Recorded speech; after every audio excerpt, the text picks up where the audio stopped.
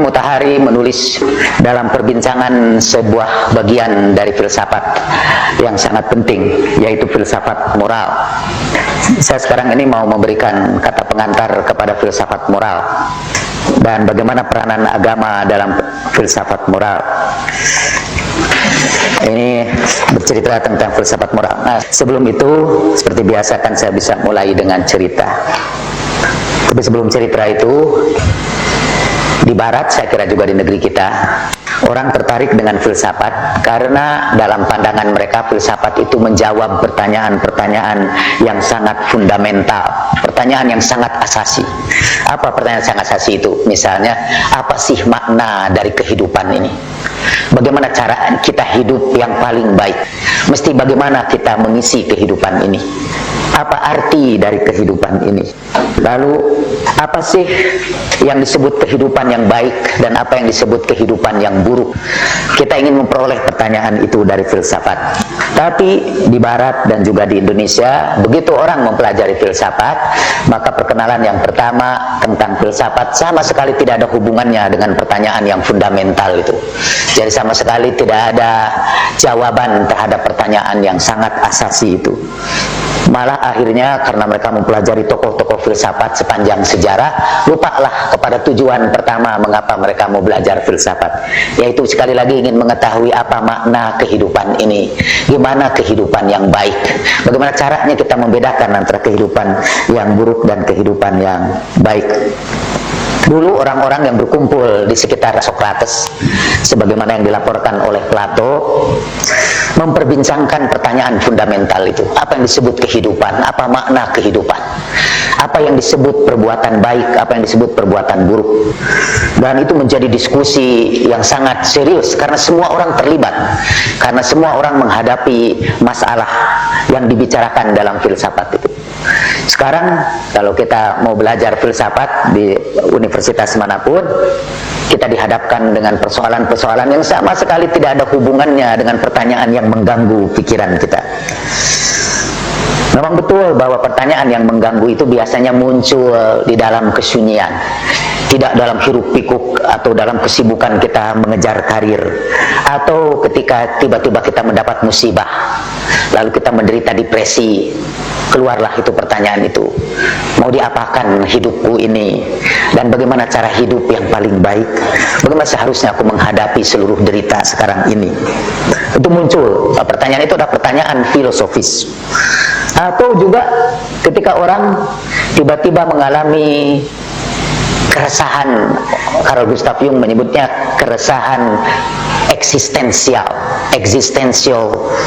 anxiety, ya. Keresahan eksistensial yang tiba-tiba saja datang. Biasanya malah ketika kita sudah established, semua masalah sudah selesai, tiba-tiba kayaknya pikiran kita tidak bisa berhenti. Kalau masalah kehidupan yang sederhana seperti makan, minum, pekerjaan sudah diselesaikan semua, muncullah itu pertanyaan yang lebih mendalam dari pertanyaan itu. Nah, pertanyaan itu namanya pertanyaan eksistensial. Dan saya ingin bercerita tentang seorang novelis, tapi juga menurut saya sekaligus filosof Rusia, namanya Leo Tolstoy. Leo Tolstoy sudah hidup sebagai seorang yang cukup kaya raya, dia memiliki real estate yang banyak, dia juga punya keluarga yang baik dan punya anak-anak juga yang baik, kedudukannya sangat terhormat di tengah-tengah masyarakat. Dan tiba-tiba satu hari dia terhenyak dengan satu pertanyaan tentang akhir dari semuanya itu. Dia tahu bahwa ada akhir dari semuanya itu adalah kematian. Lalu untuk apa dia bekerja keras sekian banyak? Lalu kemana ini real estate itu yang dia hasilkan itu? Seluruh kekayaannya menjadi tidak berarti setelah dia berpikir bahwa ujung-ujungnya adalah kematian. Dan kita juga kadang-kadang pikiran itu muncul, tapi kita tidak menanggapi. Soalnya masalah hidup jauh lebih mengganggu kita. Buat ibu-ibu masalah suaminya itu jauh lebih besar dari masalah yang fundamental itu. Nah, tapi Tolstoy sudah menyelesaikan seluruh masalah-masalah yang dalam istilah bahasa Inggris mundane. Masalah yang mundane, masalah yang everyday, masalah kehidupan kita sehari-hari. Misalnya masalah itu berkaitan dengan keluarga, berkaitan dengan pekerjaan, berkaitan dengan tetangga, berkaitan dengan anak-anak, berkaitan dengan orang-orang yang bergaul dengan kita dalam kehidupan sehari-hari. Itu masalah yang mundane. Nah, kita mungkin sibuk dengan mengatasi masalah-masalah mundane itu. Masalah mundane itu juga kan, mungkin itu masalah keluarga, itu masih rada gede sih. Ada lagi, lebih sedikit lagi, masalah puasa di tengah-tengah keluarga, itu masih rada gede itu. Tapi kalau diperinci lagi, masalah makan apa nanti pada waktu buka puasa, itu very mundane, ya, very mundane problems. Dan kita kebanyakan memang sibuk di dalam masalah-masalah yang paling kecil malah, tapi itu sudah bisa cukup membuat kita tidak sempat bukan saja memikirkan masalah-masalah filosofis yang tinggi, juga masalah-masalah yang lebih atasnya juga malah terlupakan.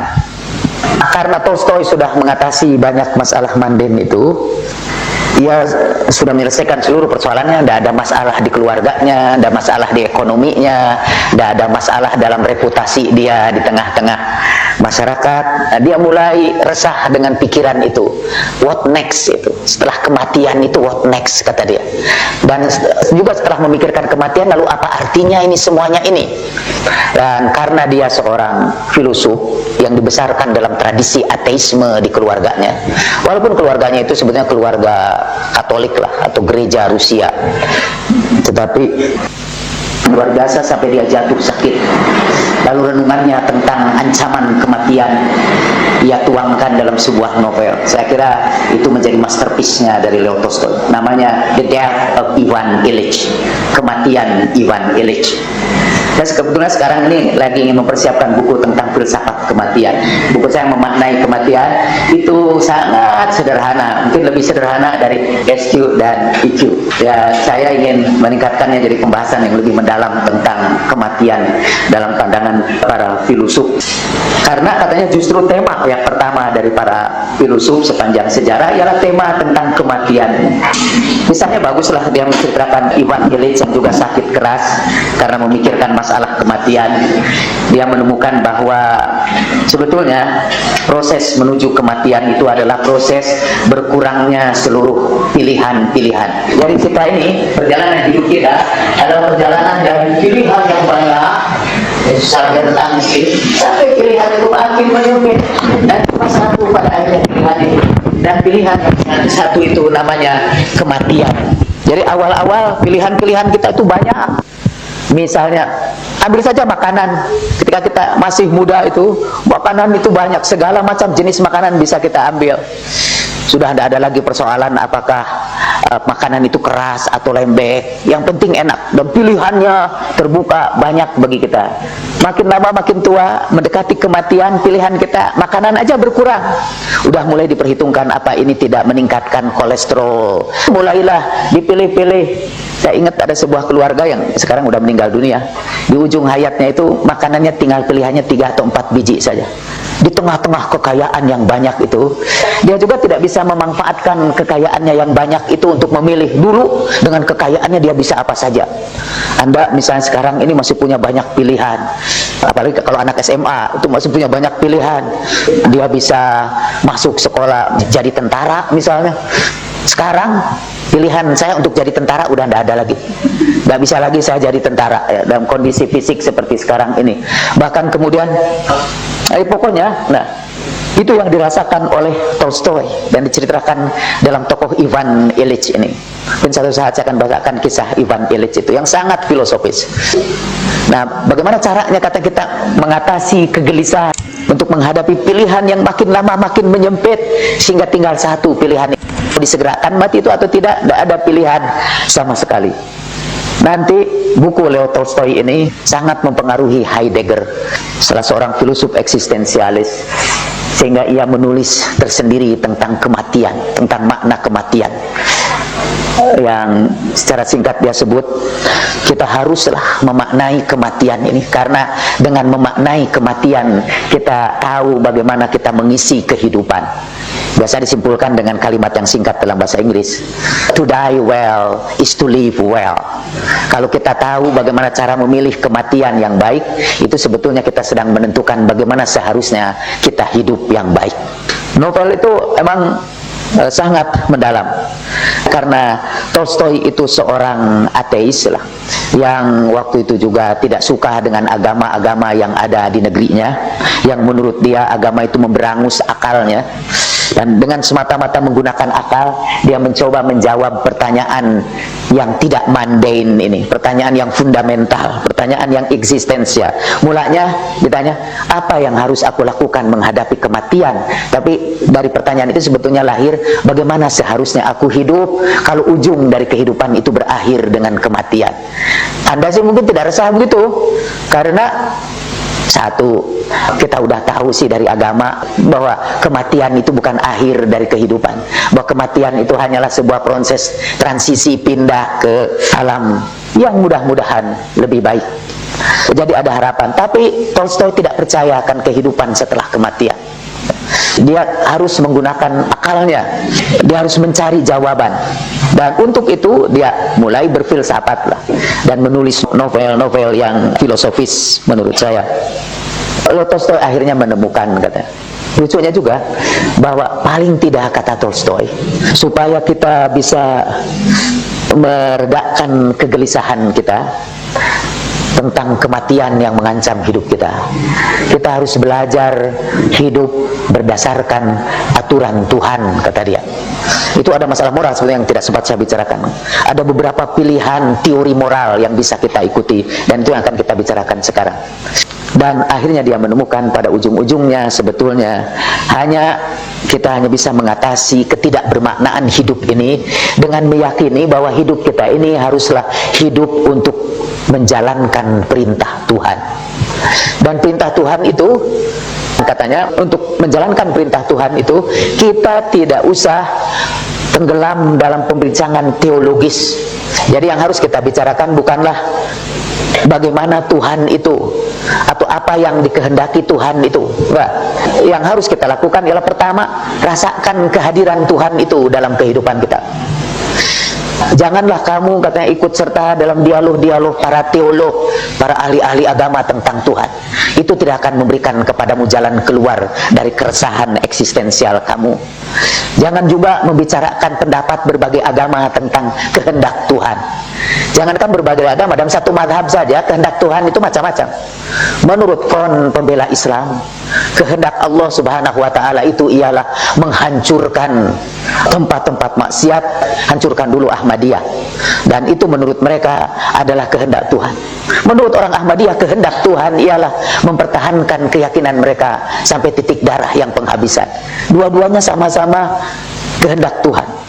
Dahulu dalam sejarah ada satu malam yang disebut malam Bartolomeus, ketika kaum Protestan berkumpul di satu tempat, kemudian orang-orang Katolik menyerbu ke tempat itu dan membantai semua orang yang berkumpul di situ. Dua-duanya mengatakan sedang menjalankan kehendak Tuhan. Anda ingat itu percakapan antara Zainab salamullahi alaiha dengan Yazid lanatullah alaihi. Percakapan itu sambil Yazid mempermainkan kepala Imam Hussein dan mengetuk-ngetuk kepala itu, ia berkata, lihat, katanya, kehendak Tuhan sudah berlaku bagimu. Jadi bahwa Imam Hussein terbunuh itu sudah kehendak Allah Subhanahu wa Ta'ala. Tapi Sayyidah Zainab juga menyebutkan itu juga kehendak Allah untuk menunjukkan mana yang jahat di antara kami dan mana yang baik. Itu dua-duanya juga berkata tentang kehendak Allah Subhanahu wa Ta'ala. Jadi kata Leo Tolstoy, marilah kita tidak mempelajari kehendak Tuhan itu dari fatwa ahli-ahli agama. Itu karena memang Tolstoy kecewa. Tapi rasakanlah kehadiran Tuhan dalam kehidupan kita. Nah, dan dia kasih resep bagaimana merasakan kehadiran Tuhan itu. Tuhan itu hanya akan kita rasakan kehadirannya apabila kita, kata dia, berkhidmat kepada sesama manusia. Apabila kita mengisi hidup kita dengan sesuatu yang bermakna, bukan saja bagi diri kita, hidup kita juga bermakna kepada orang-orang di sekitar kita. Dan dia menemukan itu sebetulnya dari pengalaman dia tentang kehidupan para petani. Dia kan landlord, tuan tanah, punya banyak pegawai. Pegawainya semuanya miskin, jelas. Dia sendiri aja yang kaya, semua pegawainya itu miskin. Tapi dia lihat itu ketentraman pada para petani miskin itu. Mereka tidak menderita kegelisahan eksistensial, karena katanya mereka mencari nafkah untuk menghidupi keluarganya. Ada kebahagiaan yang tersendiri itu ketika ia mencari nafkah, membanting tulang, karena ia tahu bahwa nafkahnya itu akan memberikan kehidupan kepada keluarganya. Dan dia tidak mengenal lelah apapun. Dia merasa hidupnya itu bermakna. Dia berpikir sekiranya dia tidak hadir di dunia ini, siapa itu yang mengurus mereka itu. Dan Leo Tolstoy mengungkapkannya dengan sebuah cerpen. Sayang cerpennya tidak saya hafal ya, tapi kata-kata dalam cerpen itu sangat menyentuh. Saudara kalau mau baca novel-novel yang bagus, bacalah novel-novel Leo Tolstoy. Sayangnya juga tidak banyak terjemahannya dalam bahasa Indonesia. Dia cerita tentang seorang kakek-kakek yang bekerja juga di real estate.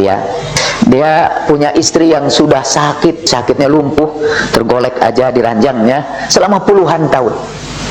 Dan selalu dia datang ke tempat kerja itu, ketemu Tolstoy itu dalam keadaan riang gembira, apalagi kalau sudah selesai kerja dia pulang. Tapi ketika istrinya meninggal dunia, dia berduka cita luar biasa, sedih seperti kehilangan lah. Ruhnya itu sudah hilang duluan, ikut sama istrinya. Tolstoy tidak ngerti, dia orang yang sangat rasional. Mestinya kamu bahagia bahwa istrimu yang menjadi beban kamu selama puluhan tahun, yang tidak bisa apa-apa, yang hanya tugas kamu itu melayani dia, orang yang lumpuh, sakit, tergolek gitu, tidak bisa berdaya apa-apa, dan si suaminya itu selain harus kerja, dia yang harus melayani kepentingan istrinya. Mestinya kamu bahagia bahwa beban kamu itu sudah hilang. Apa yang menyebabkan kamu berduka? Nah, tentu petani ini tidak berfilsafat sih. Dia jawab sangat sederhana. Saya itu memang sekarang tidak ada semangat lagi untuk bekerja. Bahkan saya tidak punya semangat lagi untuk hidup, kata dia.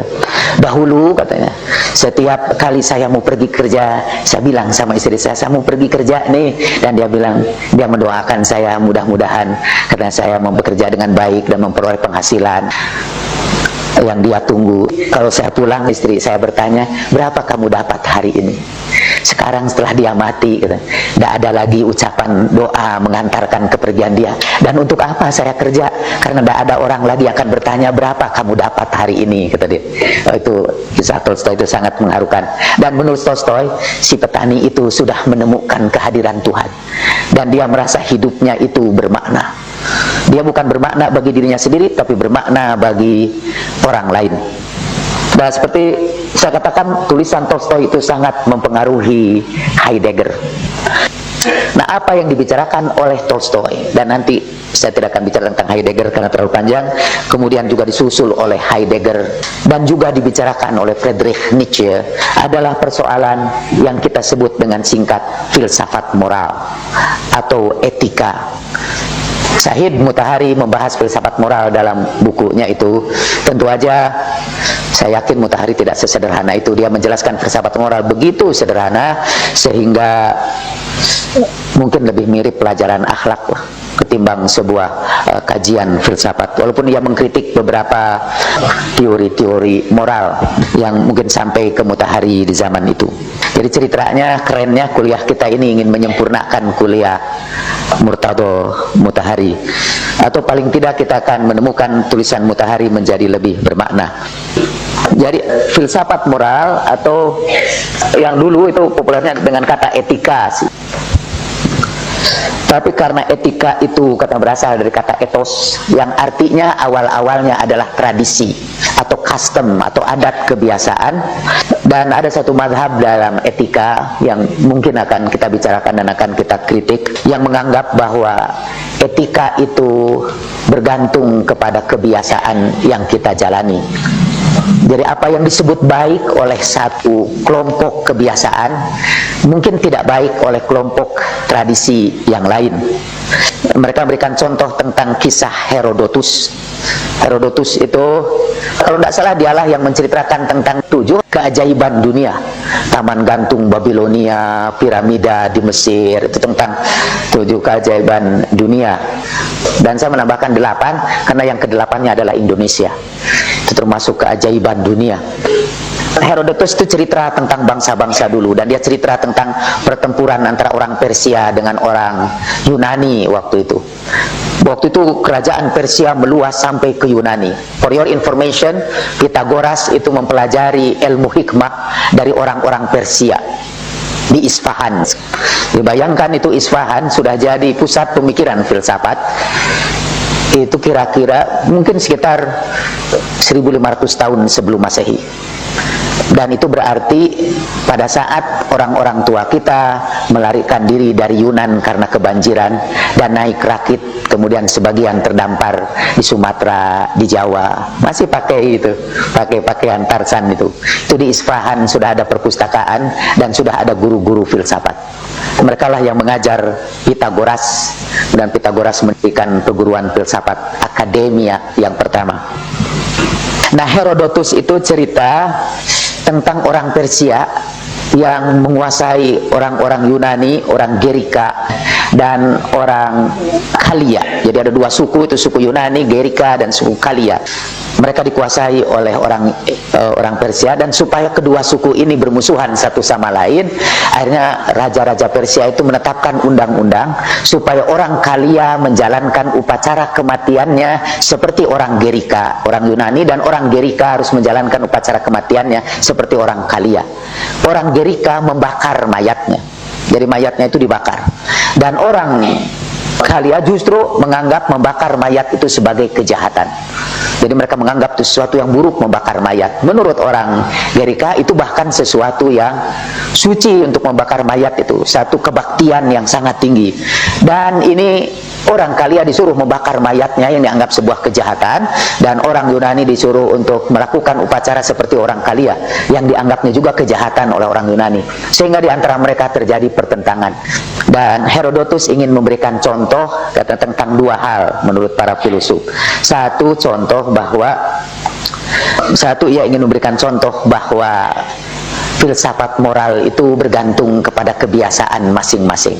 Dialah mungkin bisa dianggap tokoh pertama tentang relativisme moral, yang di dalam filsafat untuk sementara kita sebut subjektivisme moral, bahwa moral itu subjektif, bergantung kepada kebiasaan-kebiasaan, tradisi-tradisi, custom-custom. Jadi apa yang baik dalam satu masyarakat belum tentu baik di masyarakat yang lain. Jadi etika itu subjektif, seperti yang dicontohkan oleh Herodotus.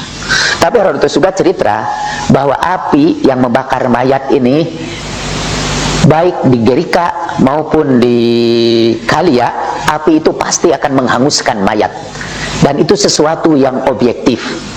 Nah, di dalam tulisan Plato tentang Socrates ada perdebatan yang sangat keras antara kelompok subjektivis ini yang diwakili oleh kaum sofis.